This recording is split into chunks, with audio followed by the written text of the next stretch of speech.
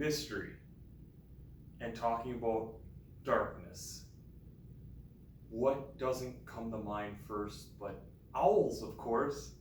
This very mysterious bird that we all have heard so much about, and yet we really struggle at times to wrap our head around because we can't see them, or very rarely see them. It's interesting, it ties into some of these other topics that we'll talk about a little bit later here in these devotions of wisdom, that we see owls as this wise creature. We see it a lot even in pulp culture. We've seen them in Winnie the Pooh, Bambi, Fox and Hound, Mr. Rogers, to Harry Potter, and don't forget Mr. Owl from those Tootsie Pop commercials. Owls, they are just a fascinating bird. But one of the things I really admire about them is even though they have eyesight that's 10 to 100 times better than our own as the night fades into and they need less and less light to be able to actually see, there is something that I feel that they do really well, and that's living by faith and not by sight. So in 2 Corinthians chapter 5, when Paul is writing to the people in Corinth for the second time, he states, "So we are always confident, even though that while we are not at home in the body, we are away from the Lord. For we walk by faith and not by sight. Yes, we do have confidence, and we would rather be away from the body and at home with the Lord. So whether we are at home or away, we make our aim to please Him." Walking by faith and not by sight. Many owl species, their ears aren't perfectly straight like ours.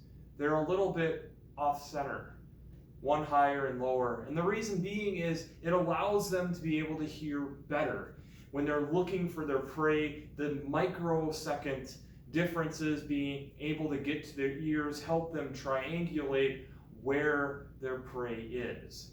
With many owl species hunting near night or at night, this is extremely helpful. But the thing I think about, having spent some time photographing owls, is watching them hunt in the winter. When they physically can't see their prey, they will sit there and listen for extended periods of time. But that their prey is underneath this bed of snow, and they have to be able to triangulate and utilize the clues that they have to be able to help them find their prey. And at some point, they fly and go down and plop into the snow and come out with this prey. And this year of craziness that we're in, where we don't really know exactly where we're going, doesn't that feel similar? In the dark of where we're at, we're kind of plunging ourselves out into the night, flying toward the snow, and hoping that our ears help direct us to where we are needing to go. The mystery of how all this works, the mystery of being able to see God working in all these little events, helping us as we are plunging toward the snow. At some point we will hit the snow, and at some point, hopefully, there will be prey there for us to eat. But at that point of diving in, it's sometimes hard. And the mystery of all of this, as did we calculate everything correctly, is still up in the air. It's okay to realize and to think about that this is part of where we're at, part of the mystery of Advent, the mystery of this child being able to renew the world, the mystery of when does this person, Christ, return.